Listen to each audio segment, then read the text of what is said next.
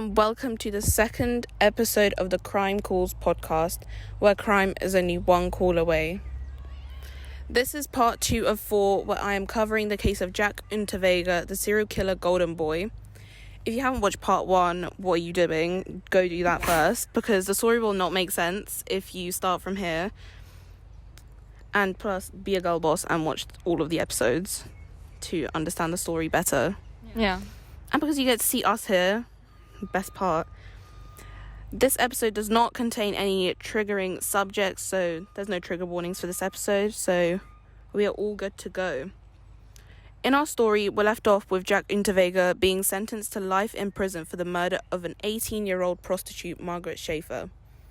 As I said in the first episode, I can't pronounce these names properly, so I'm going to be putting in clips of Google saying them correctly for me. Okay. While in prison, Jack Unterweger became very literary and developed a passion for writing, which inspired him to write and publish short stories, plays, poems, and even an autobiography based on the childhood trauma he endured and the crimes that followed, which we covered in episode 1. Go watch it. I highly suggest you do that. And Jack Unterweger became a very talented writer in prison. So, At least he draws his attention to something else, That's a good thing. Yeah. I mean, at least he wrote about, his childhood trauma. He writes fan fiction. Yeah. It's okay, girl boss. Started up a career, started up a business in prison. Wattpad fanfic. Literally. If Wattpad was a thing, he would use it. Wattpad is another type of thing. Jack Unterweger's autobiography, which I'm not going to say the name of, I'm going to put it up on the screen and Google saying it.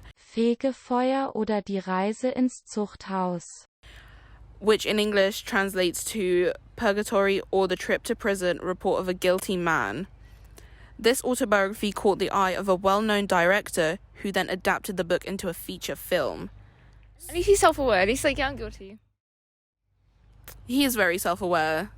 And, he landed a whole movie deal in prison. That's crazy. I'm not in prison, so if you're a movie director or anything, casting director, if call any me. movie directors are watching this, hire us and write a story about us. I'll be a tree in the background. I can do anything. I mean, I can literally dress me up as a tree and I'll be there in the background. You just stand there. It's Yeah, I'll do that easily. There was no doubt that Jack Unterweger was a good writer. This earned him literary respect inside and outside of prison. The feature film based on Jack's autobiography was said to be an overnight success, and the book garnered critical acclaim within Europe. In 1984, Jack Unterweger touched the lives of many people with his emotive and evocative writing. This caused an uproar in the literary community in which people demanded Jack Unterweger be pardoned and released from prison because he was very literary talented and seemingly a changed man.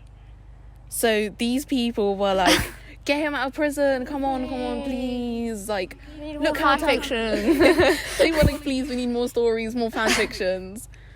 But yeah, these people really campaigned for him to be pardoned from prison for murdering an 18-year-old prostitute. Good theory he wrote after. Put this man back in prison. Put him back in prison. He's not allowed out. At the time, Austria had undergone a rehabilitation program for violent crime. When European celebrities started joining and demanding for Jack Unterweger to be pardoned, this ended up working, and Jack Unterweger was released from prison in 1990, only serving 15 years of his life sentence for murdering someone. Isn't life 25 years? I swear. What, life in prison? It's 25. Life in prison is you literally stay apparently it's not though, so I read it. I don't know. I don't take. I mean, it tastes like gospel truth, but I read that life only means 25 doesn't mean complete life. And it's called life in prison, but apparently. But I think he was supposed to serve much more. Yeah. Because probably, yeah.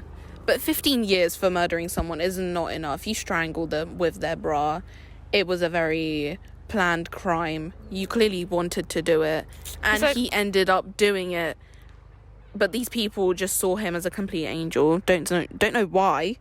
After only serving 15 years of his life sentence, when Jack Unterweger was released from prison, he was a celebrity amongst people, and prison officials believed that Jack Unterweger was a changed man. They even used his story as their success story to show how Jack Unterweger changed for the better during his time in their prison. So they were like, oh, marketing, PR, let's go. I mean, if they did see him as a changed person, because, like, again, I kind of understand why they kind of let him out of prison. Yeah, it's understandable because he had no literary talent before going into prison, and he came out, like, Just with focus an on that. autobiography. There's, like, more motivation to do that. Yeah, it does show other prisoners, like, what you could achieve within prison so that you don't disconnect from society. But also, it's like, if you don't have any literary talent, if you don't find that, then what are you going to do after life in prison? Or if you just learn what you've done is wrong and you want to change for the better, then that's good. Go for it. When Jack Unterweger was pardoned from prison, he became a literary superstar, booking speaking engagements and appearing on talk shows to discuss his experience in prison and how it changed him.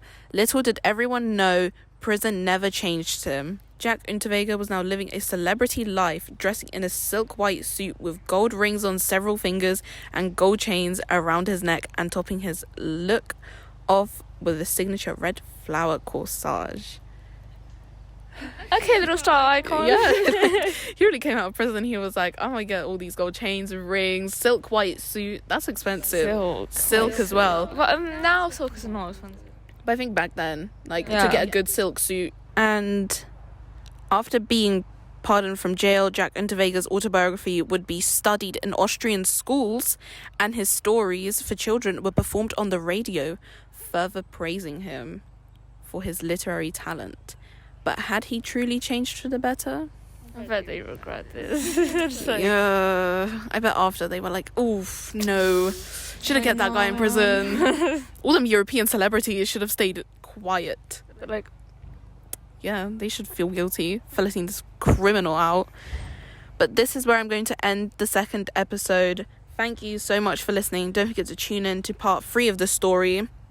Come back in the third episode to find out about the start of Jack Unterweger's brutal killing spree.